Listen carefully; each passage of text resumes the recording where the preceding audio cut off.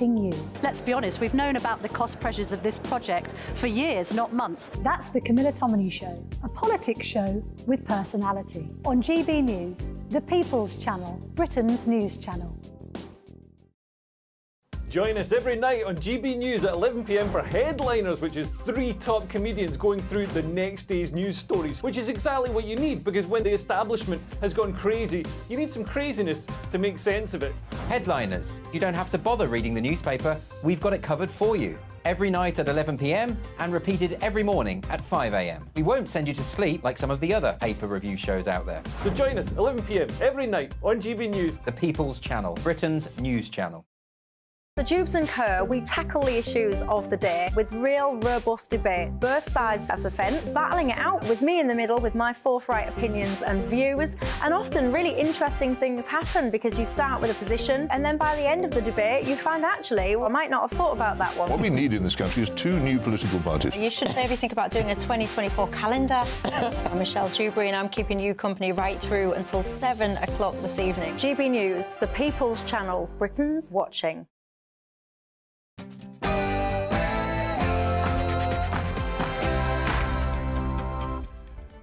Hello, good evening. It's me, Jacob Rees-Mogg, on State of the Nation tonight. While the police have ignored Islamists calling for jihad and making genocidal chants about Israel, a woman in Birmingham has been issued a fixed penalty notice for the crime of silently praying near an abortion clinic. Who is setting the police's priorities? The widely debunked and anti-British critical race theory has crept its way into a taxpayer-funded institution. You guessed it, in this case, the BBC.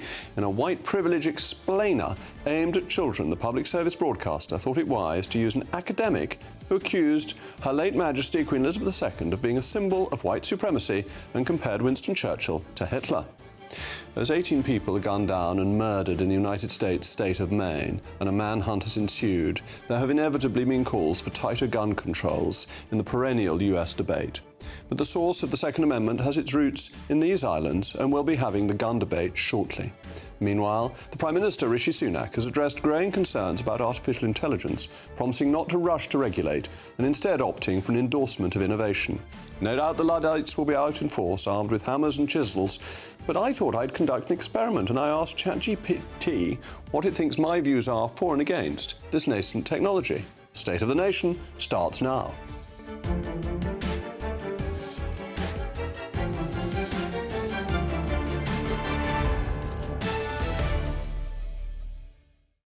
I'll be joined by a learned panel this evening, Associate Comment Editor at The Telegraph, Mutaz Ahmed, and the founder of Novara Media, Aaron Bustani. As always, I want to hear from you. It's a crucial part of the programme. Email me, mailmog@gbnews.com. But now, it's what you've all been waiting for, the news of the day with Polly Middlehurst.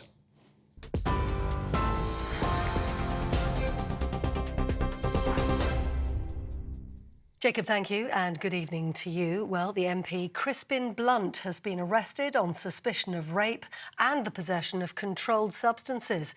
The member for Reigate identified himself on social media this afternoon as the man Surrey Police had detained in Hawley yesterday morning. And Surrey Police confirmed a man was released on conditional police bail, pending further inquiries. Mr Blunt has been removed from the Conservative Party and asked to stay away from Parliament. The former minister said he'll cooperate fully with the ongoing investigation, and he says he's confident he won't be charged. Meanwhile, the UK's border force is in Egypt today, with the Prime Minister confirming officers are ready to help British nationals escape Gaza when the border reopens. Well, Cabinet Ministers held an emergency Cobra meeting this morning to address the escalating crisis in the Middle East. The government's currently pushing for a pause in the fighting, rejecting calls for a full ceasefire to facilitate aid reaching Palestinians. And Iran's foreign minister has claimed Hamas is ready to release hostages and the world should support the release of 6,000 Palestinian prisoners. That comes as Arab nations released a joint statement condemning what they're describing as the forced displacement and collective punishment of Palestinians. Israel maintains it is only targeting the terrorist group Hamas. Now, in the United States, a manhunt continues tonight after 18 people were killed by a gunman and 13 more left injured. Police in the state of Maine have named 40-year-old Robert Card as their person of interest, describing him as armed and dangerous. The US Army has confirmed he's in the US Army Reserves. The shootings happened in 2 locations in the city of Lewiston. US President Joe Biden has responded, urging Republican lawmakers to enact stronger gun controls. Here at home, the Prime Minister has warned that artificial intelligence could threaten human extinction on the same scale as global pandemics or nuclear war. His comments came after touring Moorfields Eye Hospital in London, which uses AI to diagnose sight problems. Rishi Sunak said humanity could lose control of AI and criminals and terrorist groups could use it to spread fear and destruction. He also announced the formation of the world's first AI Safety Institute in the UK to explore the risks and share the data. 2 medics have been arrested on suspicion of criminal damage after a Just Stop Oil protest at London's Natural History Museum. In front of dozens of shocked tourists, activists sprayed what they said was orange cornflour over a reproduction dinosaur skeleton. They then displayed a banner which read, "For health's sake, just stop oil." The incident comes just 1 day after the group staged a similar stunt at London's Grade 1 listed Wellington Arch, resulting in 3 arrests. You're with GB News across the UK on TV, in your car, on digital radio and on your smart speaker by saying play GB News. This is Britain's news channel.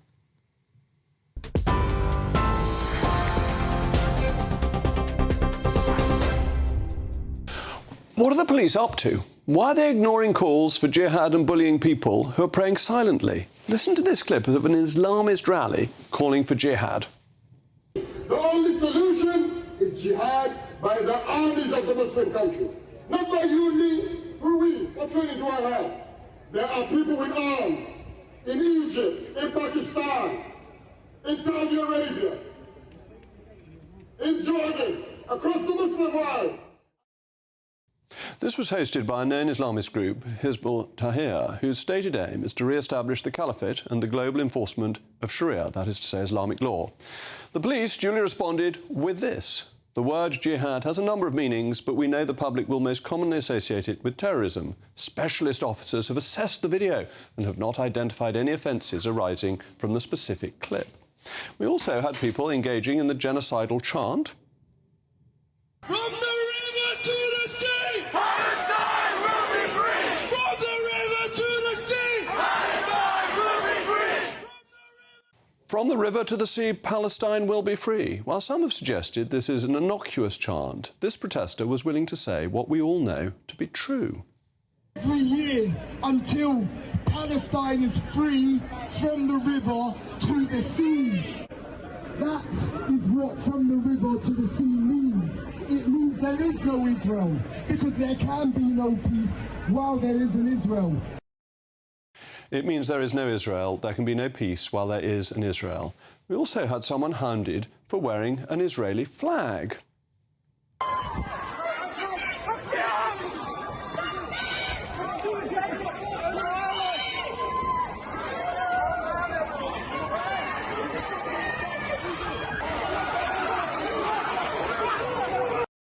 And these pictures were in central London. This wasn't going on in some obscure part of the world where there are loads of police, but the police's response to these events has been feeble as they failed to use their powers to stop this glorification of terror.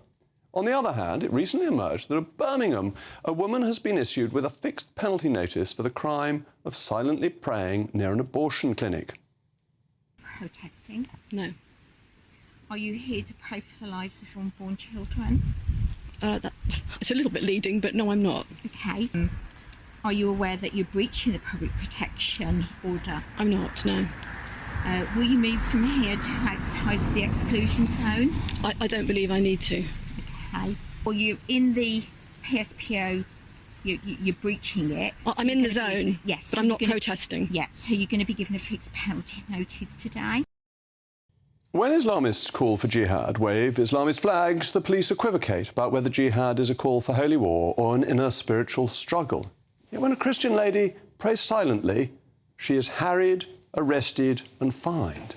As we were told by Lord Anderson earlier in the week, the cases of glorifying terrorism and of making genocidal chants are potentially criminal offences, and in his view, the police have the powers they need to stop it and to make arrests. The cases of glorifying terrorism, of making genocidal chants, of chasing Jewish people through the streets are criminal offences. Yet, the West Midlands police arrest Christians for thought crimes. That lady wasn't actually doing anything, as you could hear in the video. She wasn't protesting, she was silent. It's a thought crime, and the police think that just thinking should lead you to be arrested. And how can this possibly be right? As Douglas Murray said, perhaps the lady in question should simply have started shouting jihad, and the police would have left her alone. As always, I want to hear from you. Let me know your thoughts via mailmog@gbnews.com. And I'm now joined by my panel, Associate Comment Editor, The Telegraph, Mutsad Ahmed, and the founder of Novara Media, Aaron Bastani. Aaron, there can't be one rule for one and one rule for another, can there? The law should be applied equally. And as has been pointed out, as the lady shouted jihad, they'd probably left her alone. Well, I think I'm really glad that you talked about this evening, because I think you've got two glaring examples of people being treated very differently. Firstly, in regard to that Hizb ut-Tahrir protest, I mean, what they were saying was clearly covered by legislation such as the Terrorism Act 2006 or the Counter-Terrorism Act 2019. There is absolutely law that covers what they did. So I would want to say to your viewers, your listeners, if people are saying the laws aren't there to deal with that, they are. The police simply aren't applying them. And then in the case of the woman in the West Midlands, I mean, you're more familiar with this most recent case. As I understand it, there have been previous arrests and they've simply got a warning afterwards, because this instrument that they're using, this PSPO, it covers protest or public disturbance, but prayer doesn't fall under that category. Now, you said she was fined. I wasn't aware of the punishment. She should be issued with a fixed penalty notice. So she was given a fixed penalty notice. Well, I'm surprised at that, because having looked at that legislation, I'm not a lawyer, it seems to me that you would be permitted to silently pray. So I'd be interested to see how that proceeds through the Court of Appeal. It just seemed very unfair that the police should be acting so inconsistently. And I mean, I'm a great believer in freedom of speech, and I think the boundaries of freedom of speech should be pretty broad, but not promoting terrorism. That's surely beyond the bounds. Hizb ut-Tahrir is banned in many countries. It's a very questionable group. I don't know why we haven't banned it here. We've been late to ban certain groups. We still haven't banned the Iranian IRGC. I think we were behind in banning Hamas, the Muslim Brotherhood as well. This is becoming a trend. But MPs rejected an amendment that would exclude silent prayer from, I think it was a public order bill. And yeah, it's very important to say that silent prayer is not incitement. It is not a communication between a person and a fellow person. It's a communication between a person and the holy and the sacred. And the bureaucratic way it was dealt with by the police there shows that, you know, sometimes the police get carried away with bureaucracy to such an extent that they cannot understand real-life circumstances. Look, I defend this lady. I'm not a Christian. I've just returned last night from a pilgrimage in Saudi Arabia. If this is the precedent we're going to set, where certain parts of the UK are excluded from, you know, where you're banned from privately expressing religious thoughts, then that opens us up, all religions, to all forms of police discrimination. And that should be something that I think should worry the left as well. And there's a question of what are the police up to and their leadership? Because I go into House of Commons every day. I see lots of policemen and policewomen and armed policemen as well. They're individually excellent people. They are thoughtful, they're considerate, they're very helpful, they're very brave because they don't know what's going to happen. And yet their leadership is getting them to do these extraordinary things. So shoplifting seems to be fine, calling for terrorist acts seems to be fine, and silent prayer isn't. What sort of leadership is that? Who's making these decisions? Well, I think perhaps we've always had these instances, but of course, ubiquitous mobile phones with cameras, social media, we're simply more aware of it. On the shoplifting one, I do find this remarkable, Jacob, because, and I'm sure, again, for all your listeners and your viewers out there, they've seen this with their own eyes. I was in the Co-op the other day just sending some letters. They have a post office sort of there, quasi-post office, and somebody came in with several bags, just put everything on the shelf in the bag, left. And I think this is happening very frequently. And I worry for small businesses in particular. Clearly, large supermarkets are going to struggle to absorb these costs too, but this is hugely important.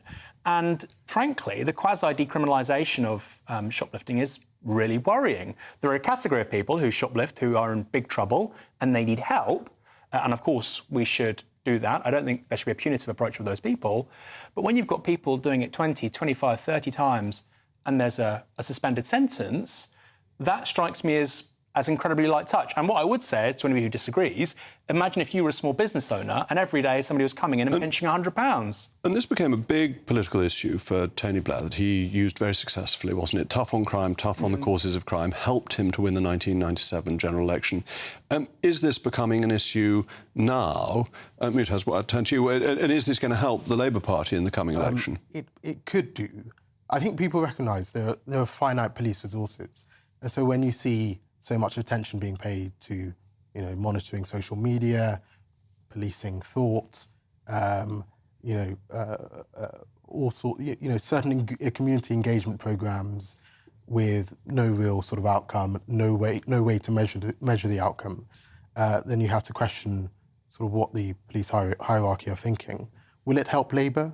Are Labour opposed to police spending their time on social media? I'm not sure what the position is. Well, I think this is a really good point. I think, now clearly horrible things happen on social media, racist abuse or whatever, but it strikes me that the police spend far too much time on a high-profile thing that ends up on BBC Online or is trending on Twitter involving football fans, rather than, like you say, assault, robbery, burglary. And I think that's about, what's getting people's attention. That shouldn't matter. The rule of law should be what matters. It's also about deterrence, by the way. We do need stronger punishment. I mentioned I've just returned from a country where, wrongly, I think they go way too far. There's strong deterrence, and you see less crime, you see less theft. Deterrence, to a certain extent, works if you have longer sentences, if you build more prisons. But however long the sentences are, if the police aren't actually enforcing the law and arresting people who are shoplifting, it doesn't matter. You could make it life in prison for shoplifting, but if you can walk out of the co-op with bags full of stuff and nobody stops you, it really doesn't matter. And isn't this the leadership question? That there are excellent policemen and women all over the country who do a very hard job and do it very well, but the leadership's just so wet. Wet and too often critical of their own officers. Right? We've seen a lot of attention on kicking out officers rather than recruiting new ones. A lot of attention, some of it justified on sort of crooked cops. The people who have always been against cops, who call coppers pigs, feel vindicated. And why would someone join the police force or feel comfortable working and arresting people if their leadership is constantly talking about kicking some of them out? And it's just so weak. Yeah, I think it is. I think generally, actually, Jacob, I think there is a deficit of leadership in this country. And that might seem like it's aimed at you because you're a member of the party of government. But I think it goes much further than that, frankly. I think there's a failure of leadership when it comes to local government, major institutions. And it just feels quite listless at the moment. So for instance, the point of shoplifting. The other day there was this interesting story of the Metropolitan Police Service are looking at artificial intelligence, which will be able to monitor people's faces and ID match, and that'll be able to stop. Well, like you say, if you're only going to give them a suspended sentence anyway, what does it matter? There's a lot of this kind of hot air about high-tech solutions when what we really need is the bottom line is, OK, well, what crimes are we going to really take seriously? What does punishment look like? And how can we create disincentives to not do that, both positive and negative? Well, thank you very much. Obviously, don't forget to let me know your thoughts. And there was a statement that we've had from the West Midlands Police saying something or the other. I can't now immediately find it, but I better find the statement from them. Anyway, they said, a woman has been given a written warning for breaching a public space protection order, PSPO, in Station Road, Kings Norton on the 18th of October. Due to ongoing reports made by local residents regarding antisocial behaviour, West Midlands Police, in partnership with Birmingham City Council, have successfully obtained the PSPO, and the order is well publicised. Failure to comply with the PSPO is a criminal offence, and further breaches will lead to a fixed penalty notice with a fine of up to £100 or prosecution via a court summons. Well, there we go.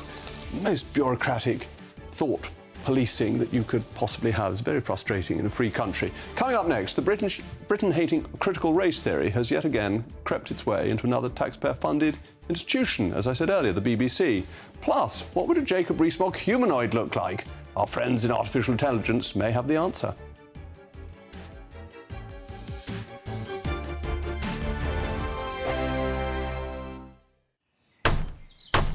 Who is it? We're here for the show. More energy this time! Welcome to the Dinosaur Hour. I was married to a therapist. And you survived? I thought we were getting Hugh Laurie. Second best. You interviewed Saddam Hussein. What's that like? I was terrified. I'm playing strip poker with you three. Oh! No, thank you. My CDs need to be put in alphabetical order. Are you going to be problematic again? The Dinosaur Hour. Sundays at 9 on GB News. What you get for breakfast is something that, if we do our jobs right, you will wake up to news that you didn't know the night before. It's a conversation. It's not just me and Eamon. We want to get to know you, and we want you to get to know us. From 6, it's Breakfast with Eamon and Isabel. Monday to Thursdays on GB News. Britain's news channel. People in Britain, they love free speech, but they also love fair play. I don't care if I'm speaking somebody from a trade union, from the Labour Party, somebody from the SNP. And I think the viewers like to see that actually we can challenge one another, but in a positive way. We think we ask the questions that people want to ask, and often we ask the questions that we wanted to ask in Parliament but never got the chance to ask. So join us every Saturday, 10 a.m. till noon on GB News, Britain's news channel. Nightmare commute. Kick it up a gear with me, Patrick Christie's, at drive time, 3 till 6 p.m, Monday to Friday on GB News Radio. You can listen online and on DAB+, on the smart speaker app, and on the GB News app. And if you've got an Alexa, all you have to say is, Alexa, play GB News. We're also on TuneIn and the Radio Player apps. From the school run to rush hour, get revved up with me, Patrick Christie's, on GB News and GB News Radio. Tired of the usual focus-tested, pre-prepared Westminster runaround? Well, so am I. So you want higher taxes? Is your department to blame for this? Are you rethinking this policy? Every Sunday at 9:30, I'll be sitting down with those in power to get the truth about the issues affecting you. Let's be honest, we've known about the cost pressures of this project for years, not months. That's the Camilla Tominey Show, a politics show with personality. On GB News, the People's Channel, Britain's news channel. Join us every night on GB News at 11 p.m. for Headliners, which is 3 top comedians going through the next day's news stories, which is exactly what you need, because when the establishment has gone crazy, you need some craziness to make sense of it. Headliners. You don't have to bother reading the newspaper. We've got it covered for you. Every night at 11 p.m. and repeated every morning at 5 a.m. We won't send you to sleep like some of the other paper review shows out there. So join us 11 p.m. every night on GB News. The People's Channel, Britain's news channel.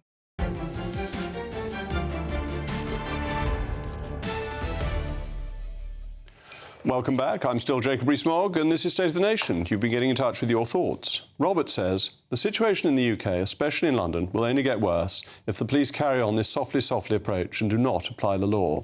And Darren, why are the police finding silent protesters? It feels like the police are taking the low-hanging fruit, hitting the numbers by targeting easy targets or even non-targets. Start doing some real police work again, please. And Jill, the law seems to be interpreted in different ways according to the police. However, it's up to the government to set laws that are straightforward with no confusion or loopholes. Well, that's a very fair point. Serious academics have comprehensively debunked critical race theory, yet this does not stop the BBC promoting it. It's just emerged that last month the BBC published an explanation of the controversial idea of white privilege deriving from critical race theory, once defined by the business secretary, Kemi Badenoch, as an ideology that sees blackness as victimhood and whiteness as oppression. It included all sorts of ideological-driven points, such as that disparities can exclusively be explained by racism, or that readers ought to promise to listen and to amplify the voices of people of colour. It also cited an expert in black studies who has previously accused the late Queen Elizabeth II of being a symbol of white supremacy and compared Churchill to Hitler. Well, joining me now is one of the organisers of Black Lives Matter's protest in 2020, Imran Aitan. Well, thank you very much for joining me. Do you think the BBC should be promoting this in an educational setting or should be more balanced? I think it's a tricky line to kind of follow, but I think they're doing a decent job in terms of impartiality and in terms of educating people. I think they highlighted an article and it's for the audience to decide as to what they think. And that's important. It's putting two sides of the argument, isn't it? That it's perfectly reasonable in an education setting to say there are some people who think this, but if you're doing an educational programme, you need to have the second part of the argument and explain why there are difficulties with this particular view. Yes, I do agree, but I think when we think back to the term white privilege, let's just be clear, just to add that context, it means, put simply, that white people do not have to contend with overt, covert and, most importantly, institutionalised racism in the same way that black people do. So I think when we talk about white privilege, as much as it may be offensive, I know, I think it's about honesty and stating the obvious. Nothing's offensive. It's always right to encourage freedom of speech. Good, I agree. The question here in the United States we've got on white privilege, where this theory came from, is how amazingly well American Asians do, and that they have been discriminated against. The Chinese Americans had a terrible time in the early 20th century.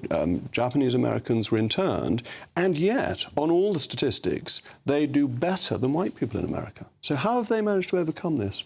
I think you should probably speak to those from the Asian community if you would like to address their issues and the way in which they've dealt with said issues. For me, personally, I can talk about racism as a whole, right? And so if we talk about the fact that we have racism in this country, we used racism to basically transition to slavery, and then slavery to colonialism, and then colonialism to neo-colonialism. So for us, in terms of black people, our history is very specific, right? We had Elizabeth I to William IV over a 270-year period. Every monarch has basically advocated and supported the enslavement and colonization of African people. So this is why our history is very unique, it's very different, and we cannot compare it to Asian people. It's very specific. But that's not right. That, first of all, it was Britain, the United Kingdom, that was the first country in the world to abolish slavery. Nobody else was abolishing slavery. And that the slaves, the African slaves, were being traded by Africans long before the British were involved. Yes, 100%. I'm not going to negate any of those points. But what I will say is the fact that we are still dealing with racism in this country 400 years later. And that is the point that I think we should be still dealing with and trying to grapple with at this point. But not necessarily OK, but doesn't this make past. the success of the Asian community in the United States so startling? I mean, some of the figures, Asian Americans... You're talking about the United States, the United right? States. Okay. But the United States has more of a problem than we do, I think. It's more of an issue in the United States. No, I think overt racism is more of an issue, not covert racism. Covert racism is subtle racism, and I think that's more of an issue. OK, I mean, I actually think this country has a very good record, but most of these theories come from the US, and the US therefore relevant. Don't. They come from just facts. Well, critical race theory comes from the US. So if you're talking about specifically critical race theory, then no problem.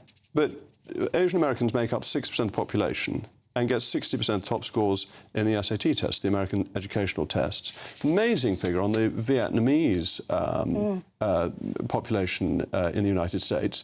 Only 1/3 proficient in English, and yet, overall, they have higher incomes than US-born households. This is an amazing success story.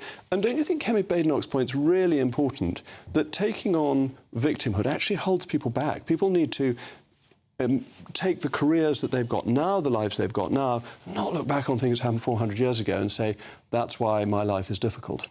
So I agree with you to an extent. I think we're talking about two kind of issues that have been amalgamated. So we're talking about personal development and growth for the individual, and then we're talking about societal issues, right? So social injustices in terms of a community aspect of things and in terms of a nation. These are two separate things. So in terms of victimhood, I agree. And on an individualistic perspective, it's not ideal, right? We should probably be far more positive.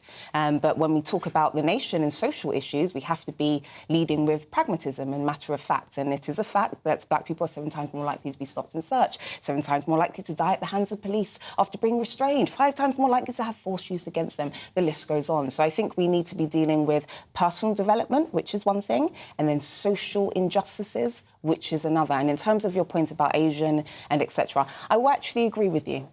I think what you're inferring is that there is an issue with culture and the way in which people deal with things individualistically and within their individual communities. So what I'm going to say is I do believe that culture has a role to play. However, racism also has a role to play. OK, but the culture in the UK, very importantly, has always focused on the individual. And this is why you go... No, it hasn't. No, it hasn't. Oh, but it has. That's Jacob, why... Jacob, I do apologise. OK. Please. No, you're allowed to You can see the passion. Yeah, that's right. Thank you. I just have to dispute on that point, because I do believe there are four kind of processes in terms of a human being. First, individualism. Second, community. Third, nation and our country. Fourth, the world. And what happens is, with the Conservative Party, with all due respect, we try to kind of forget about the individualism in terms of personal development. We forget about the community, which is in terms of what is necessary and what we need for black communities to thrive, what we need for Asian communities to thrive, and we go straight to the nation, which is British. No, I don't agree with and that. I don't agree with that. You start with the individual. You start with the basis of our... we start with the base... As a Conservative, we start with society being built by the individual to community to the nation. So we do agree. And it's why it's so fundamentally important that the Macclesfield judgment, which said there was no slavery... The Mansfield judgment, sorry, said there was no slavery in the United Kingdom, no concept of it, emphasises the fact that individuals have rights and they are free. And from that comes their opportunity to make their lives. And that's what we should be supporting as politicians, rather than saying that people are in particular communities with grievances. I think that holds society back. No, I disagree. I think it ensures that we are not leading with empathy. And I think when I think about the Conservative Party, I always think of pragmatism, which is awesome. But I think in order for us to be the best individuals, the best community, the best nation and the best type of world that we want, we need pragmatism and emotion. And emotion is centred around empathy and understanding the plight and the issues within people's lives, right? Individuals and the different issues that they go through, as well as the community issues. And so what I'm trying to explain to you, Jacob, is I agree with you to an extent. I believe that... I'll give you an example. I'm just going to make it really personal. I got my nails done today. And this lovely Chinese lady, she works 7 days a week. 7 days a week to ensure that she can do my nails 7 days a week. That's a really important thing within Chinese culture. They will work and they will ensure that they can do whatever they can to ensure that they have a decent life, they can provide for their family, etc. So I'm not going to sit here and say culture is not an issue. I'm in agreement with you, sir. Culture is an issue, but Jacob, racism is an issue as well. That we've expected. Thank you so much for coming on. And thank you. I'm coming up next. The gun debate is alive and well. Well, I'm not sure that's the right term in the United States after a tragic shooting that has seen at least 18 deaths in Maine. Plus, should we be concerned about the rise of artificial intelligence?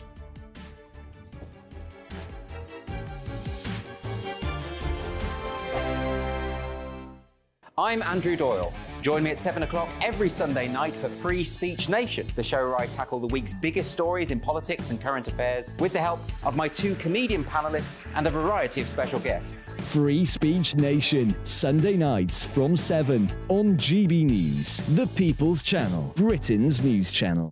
In a world of dull and predictable radio and TV shows... Oh, hi. On Mark Dolan tonight, we've got big guests. We drill into the big stories of the day.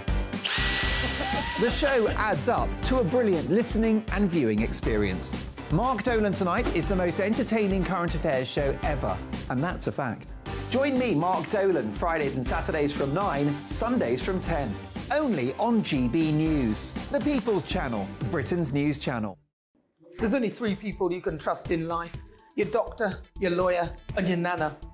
I'm not sure. So join me, Nana Acquare, at 3 p.m. every Saturday and Sunday, where we discuss the biggest topics of the weekend. Be ready for battle. Could you be quiet? What is this? It's my new teeth. It's your new teeth. I don't bite. Well, not without a good reason. Always honest, always fun. Every weekend at 3 p.m. on GB News, the People's Channel, Britain's news channel. So Jubes & Co, we tackle the issues of the day with real, robust debate, both sides of the fence, battling it out with me in the middle with my forthright opinions and views. And often really interesting things happen because you start with a position and then by the end of the debate you find actually, well, I might not have thought about that one. What we need in this country is 2 new political parties. You should maybe think about doing a 2024 calendar. I'm Michelle Dewberry and I'm keeping you company right through until 7 o'clock this evening. GB News, the People's Channel, Britain's watching. Join us every night on GB News at 11 p.m. for Headliners, which is 3 top comedians going through the next day's news stories, which is exactly what you need, because when the establishment has gone crazy, you need some craziness to make sense of it. Headliners. You don't have to bother reading the newspaper. We've got it covered for you. Every night at 11 p.m. and repeated every morning at 5 a.m. We won't send you to sleep like some of the other paper review shows out there. So join us 11 p.m. every night on GB News. The People's Channel, Britain's news channel. Who is it? We're here for the show. More energy this time! Welcome to the dinosaur hour. I was married to a therapist. And you survived? I thought we were getting Hugh Laurie. Second best. Bellissima. You interviewed Saddam Hussein. What's that like? I was terrified. I'm playing strip poker with these three. Ah! No, thank you. My CDs need to be put in alphabetical order. Are you going to be problematic again? The Dinosaur Hour. Sundays at 9 on GB News.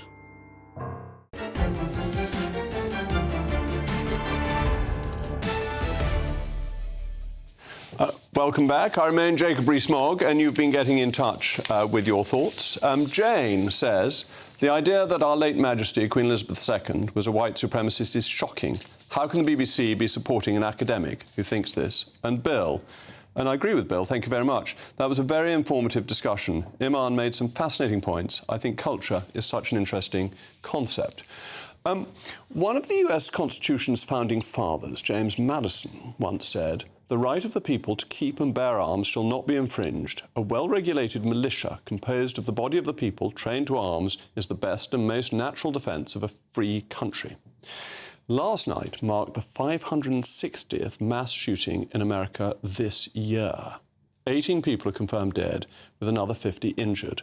One of the 3 shooting locations in the city of Lewiston, Maine, was a local bowling alley with children present. The murderer is believed to have been a US Army reservist.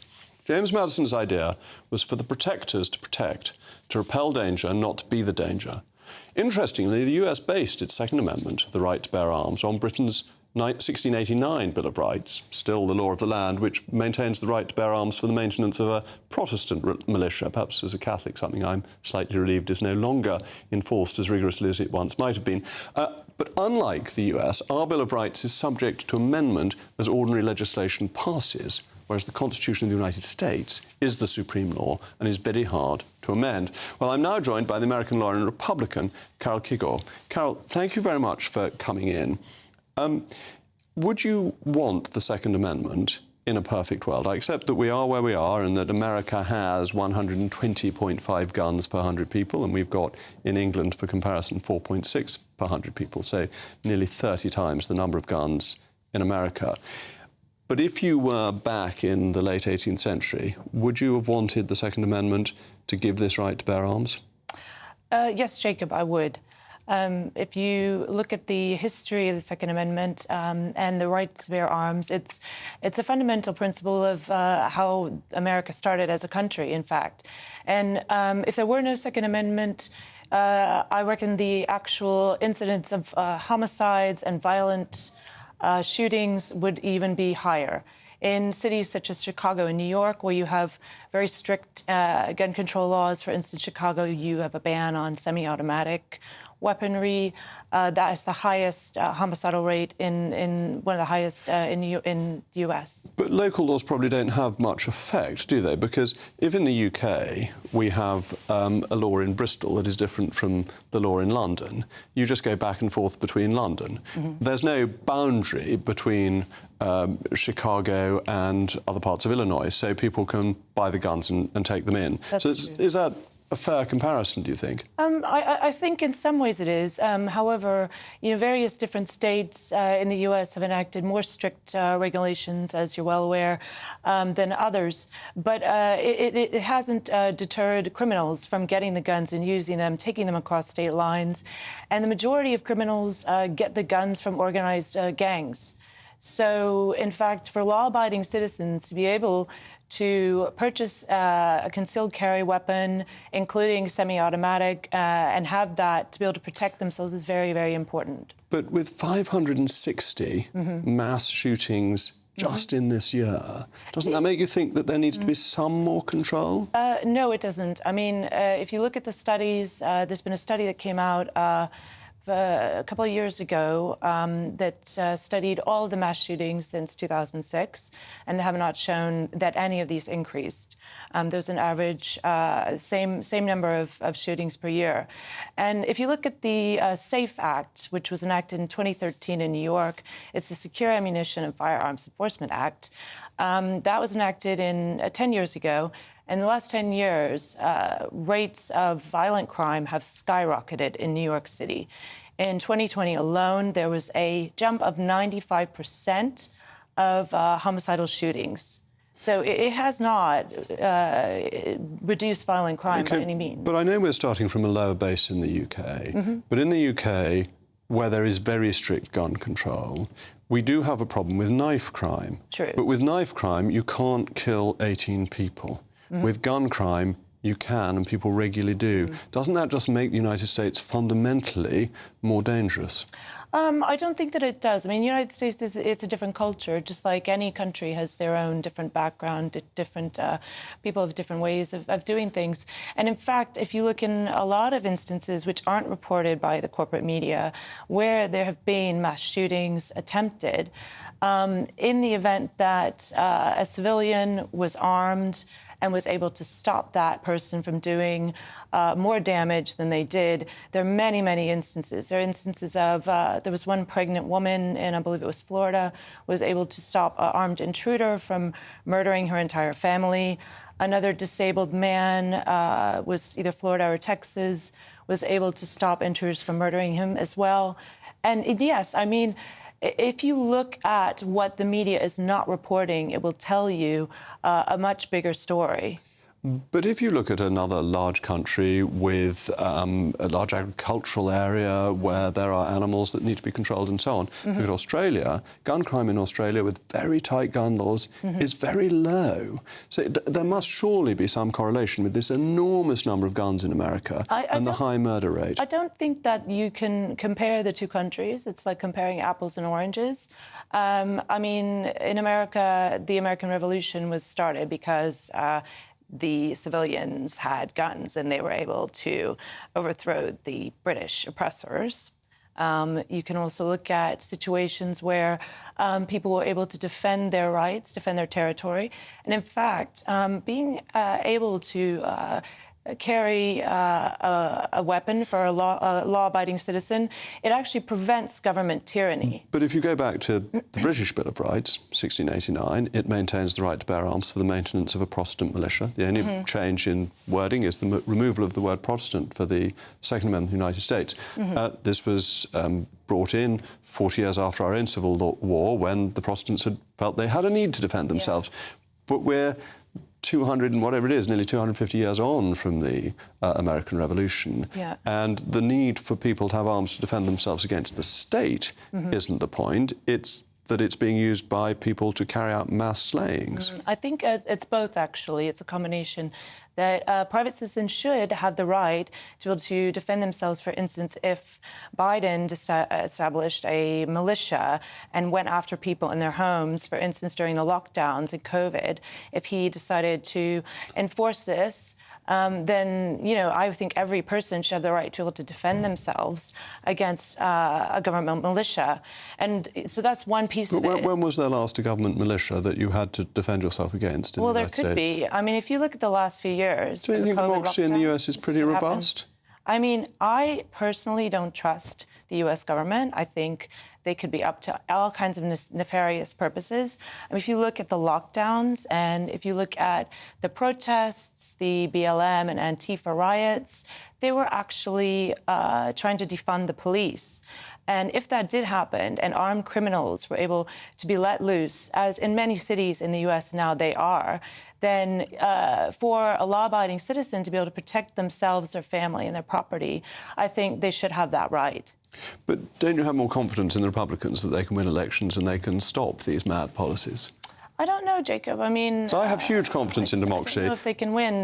You know, I mean, it's not something that, you know, anyone can predict who's going to win the election. But it's not a Democrat. I mean, it is true that most people who are for private gun ownership happen to be Republicans.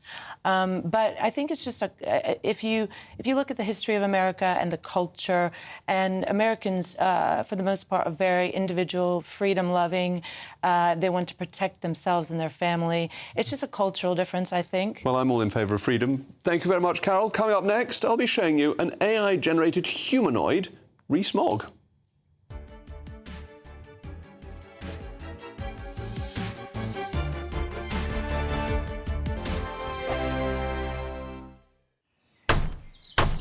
Who is it? We're here for the show.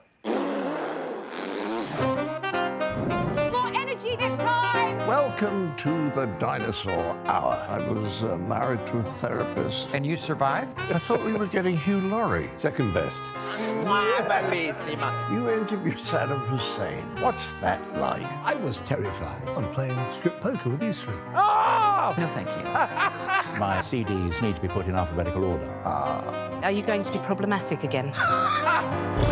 The Dinosaur Hour. Sundays at 9 on GB News. Tired of the usual focus-tested, pre-prepared Westminster runaround? Well, so am I. So you want higher taxes? Is your department to blame for this? Are you rethinking this policy? Every Sunday at 9:30, I'll be sitting down with those in power to get the truth about the issues affecting you. Let's be honest, we've known about the cost pressures of this project for years, not months. That's the Camilla Tominey Show, a politics show with personality. On GB News, the People's Channel, Britain's news channel. Join me, Patrick Christie's, Monday to Friday, 3 till 6. We tackle the day's news agenda like you've never seen before. It's high tempo, high octane, the most controversial topics, and the best guests. You will not be able to take your eyes and ears off it. I'm not afraid to ask the questions that you really want answered. 3 till 6 p.m, Monday to Friday on GB News, the People's Channel, Britain's news channel. Now then, Lee Anderson here. Join me on GB News on my show, The Real World, every Friday at 7 p.m. I'm not eating bloody cat. Are you Delicious. mental? Open your mouth. OK, here comes a train. Reminds me of the scene in Singing in the Rain. Adam, is that a good one? Whoa! Join me at 7 on GB News, Britain's news channel. I'm Andrew Doyle.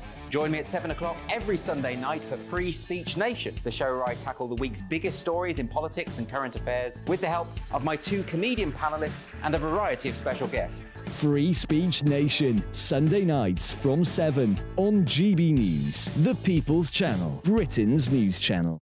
GB News, unlike other broadcasters, isn't obsessed with the London-Westminster bubble. We think there's a nation beyond the M25, and that's why we talk about the issues that matter across the land. Join me on State of the Nation, 8 to 9 o'clock, Monday to Thursday, on GB News. Daisy's listening, and you should too.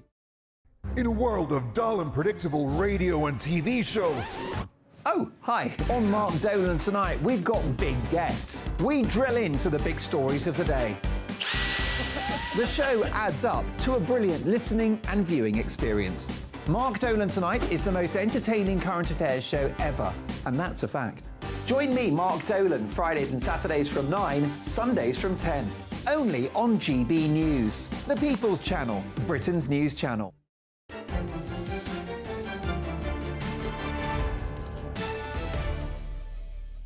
Welcome back. I continue to identify as Jacob Rees-Mogg. One day I might say something different and surprise you. Anyway, and you've been getting in touch with your male Moggs. Graham says, remembering the Dunblane massacre in Scotland in 1996 should be enough for anyone in the UK to never want a similar kind of gun culture here.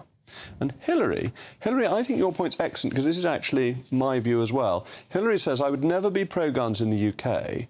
However, if I lived in the States, I would certainly be so, as everyone has them over there. I think that's a really important point to make, and a differential between our two nations and our two gun cultures. Earlier today, the Prime Minister, Rishi Sunak, made a speech on how we have a global responsibility to understand and address the risks surrounding AI in order to realise all its benefits and opportunities for future generations. He also said to endorse the industry and that the government would not rush to regulate. I thought it would be interesting to ask AI what I would say in favour of and against AI. And here's, in brief, a summary of what it came up with. 4. Artificial intelligence is a transformative force that, like Prometheus's fire, has the potential to elevate humanity. It streamlines operations, improves healthcare, mitigates environmental issues, and enhances education. We stand at the threshold of a new era. That's pretty good, I'm quite convinced. Against. The question of control is of utmost importance. As AI systems become autonomous and powerful, they could exert influence over our lives in ways we may not fully grasp. The potential for manipulation, whether by malevolent actors or unintentional consequences, poses a threat to our autonomy and agency. While we're at it, I also asked what I would look like as a humanoid, and this was the result. I'm sure that's... That's ridiculous. Anyway, joining me now to discuss this is the Head of Strategy and Governance, Andrea Miotti, as well as my panel, Associate Comment Editor at The Telegraph. But we'll come to Andrea first. Do you think the dangers are overstated? Because people are saying it could start chemical warfare and all these terrible things and humanity could be destroyed? Or actually it's a real opportunity and that, like other technologies before it, it will be controllable? I think both are true. And I was very pleased to see this morning the Prime Minister stating, alongside many other experts this year, that AI is an extinction risk to humanity, akin to nuclear war or pandemics. I believe that these risks are real. And I believe at the same time, there is 99% of AI applications that are concrete, narrow, focus on tasks like trading or cancer imaging. They're completely harmless, but there is a 1% part of the field of AI that focuses on making AIs smarter than human, fully autonomous, taking action in the real world. And this is where the real danger comes from. OK, but won't the creation of AI also create the control of AI? Isn't this like other things that we've done in the past, that we will ultimately be able to make it work for us rather than against us? I definitely believe we will. We can ultimately make it work for us. I am not sure we will at the current rate. Because my suspicion, perhaps my complacency, is that when the railways came in, people thought they'd suffocate if they went at 20 miles an hour. Well, they didn't. It was all fine. And that whenever there's been a new technology, people have said, oh, this is all terrible. I remember my father telling me that when they were about to split the atom, there were some scientists who said, well, once you split one atom, it'll go on forever and every atom will be split and we'll all be destroyed. Well, we're not. And it doesn't mean nuclear warfare's something you want to have, but nonetheless, it is controllable. How worried are you? Do you lose sleep at night over this? There's that scene in Oppenheimer where someone says there's a small chance we may destroy the entire planet and start a chain reaction. And despite that small chance, they took the risk. I think the risks are being overblown. I think certain AI people who've come to the end of their careers have an interest in doom-mongering and they like the media attention. I think the government eyes an opportunity to tax robots. Economy is sceptical. I think it would be very helpful now to focus attention on where AI works now. The NHS waiting lists are in their millions. People can't see their GPs. Why not start up polyclinics where you can quickly diagnose people? Some people may be misdiagnosed, but some people are misdiagnosed at the moment by doctors. I question the wisdom of the UK taking the lead in AI safety, which seems bureaucratic, rather than AI development, which is where the money is. Well, Aaron, I'd leave AI safety to the European Union because they can close down their industry whilst we steam ahead and do something interesting and exciting. Well, it's interesting because Britain already is very, very good at AI, and we shouldn't really look at this as a race necessarily between countries, but more between cities. And the major sort of focus points of the development, one is London. There's 4 cities that are really at the vanguard of this stuff. So we have the industries. I mean, I'm very happy to poo-poo some parts of the British economy, but on AI, we're doing very well, attracting lots of investment, lots of talent, such as yourself. So that's good. I think the political read for this, and maybe I'm being unfair here, Jacob, is that Rishi thinks he's got 1 year left and that there's the possibility of really landmark legislation, landmark regulation, and potentially a job after politics. Because, of course, if you're the man who's generated the landmark AI regulation that the Europeans might imitate, the Americans might take seriously, maybe Meta or Alphabet or Facebook, or Apple rather, they might be interested in your talents. And Andrew, do you think that encourages business or it puts it off? Do you think actually you want to allow the business to get going first, to find its feet, to be flourishing, and then think about regulation rather than doing it at an earlier stage? I think at the moment, a lot of AI development is progressing at extreme speed, mostly for our benefit. I don't think acting now is premature at all. We already have systems that, as you have demonstrated, that can do incredible feats. GPT-4 was even tested to be able to convince an online worker to do its bidding, to go and do tasks for it on the internet. So while at the same time we have many good opportunities from narrow AI systems, we do have extremely powerful systems that even their own makers don't understand and don't control, and looking to be... But this is the sci-fi fear, isn't it? That you have a machine that you can't ultimately unplug and it plugs itself back in and then it kills you. But is that realistic? Aren't we clever enough to create the next machine along that controls the machine that's trying to control us? So far, we have failed to do so. And even our best scientists, our best experts, even the companies themselves building these extremely powerful systems do not have a solution. OK, but then if we regulate it, it won't work anyway, because they'll be so clever they'll overcome the regulation. So at last, we will have a free market, which I'm usually advocating, but I'm not sure I want AI to take us over completely. Thank you again, Andrea, and my panel. That's all from me. Up next is Patrick Christys. Patrick, what is on your bill of fare this evening? Well, a very good evening to you, Jacob, and your wonderful panel. Fantastic show. I've got loads coming your way. We're going to be talking about Steve Coogan. He's basically called anyone who likes the royal family a flag-waving idiot, which I think is a bit rich. Also quite bad for business for Steve, because that's 2/3 of the British public, apparently. So there you go. Shamima Begum, after 74% of the British public decided that they think that anyone who's got extremist views should be deported if they have any kind of foreign heritage whatsoever. We're going to be asking whether she should come back. Final day of her appeal. Wasn't it? Kelvin McKenzie joins me, and Widdicombe joins me. We've got loads. It'll just be fantastic. You'll have to tune in. Oh, it sounds extremely interesting. I'm not sure I know who this Coogan fellow is, but he's clearly wrong if he's against the royal family. But it's always interesting to learn things from your programme about obscure comedians. And Shamima Begum, I have a view that is not held by all people on my side of politics. Anyway, that'll be very interesting to debate. It's coming up after the weather. I'll be back on Monday at 8 o'clock. I'm Jacob Rees-Mogg. This has been State of the Nation. The weather in Somerset will be glorious, and I'm making cider on Sunday. Good evening, it's Alex Burkill here with your latest GB News weather forecast. It could be a bit foggy for some of us tonight, but there is further wet and blustery weather to come through the rest of the week. Low pressure sitting just to the west of the UK is bringing a showery, blustery theme to many parts of the UK. However, it's a front across the northeast that's already brought persistent rain for some here and will continue to do so across eastern parts of Scotland overnight. Cloud towards eastern parts of England will lower, bring some murkiness, some fog for some here, and elsewhere clear spells allowing for some fog patches to develop too. But temperatures not dropping a huge amount overnight, many places holding up in high single digits. So some fog, some mist around first thing on Friday morning. That will gradually clear. Persistent rain continuing across eastern parts of Scotland, likely to cause some further issues. Otherwise, it's a day of showers for many, starting off around western and southern coastal parts, but spreading inland as we go into the afternoon, and some of them could be heavy, possibly even thundery. Temperatures around average for the time of year, highs of around 15 Celsius in the south, a little bit cooler than this further north. Staying showery as we go through into Saturday, and some of those showers could still be heavy at times, most likely towards the southeast, where we're likely to see some impacts from those. Also more rain across eastern parts of Scotland, totals really continuing to build up as we go through the weekend. More unsettled weather then to come as we go through the weekend into the beginning of next week, but also something a little bit colder in the north. Bye-bye.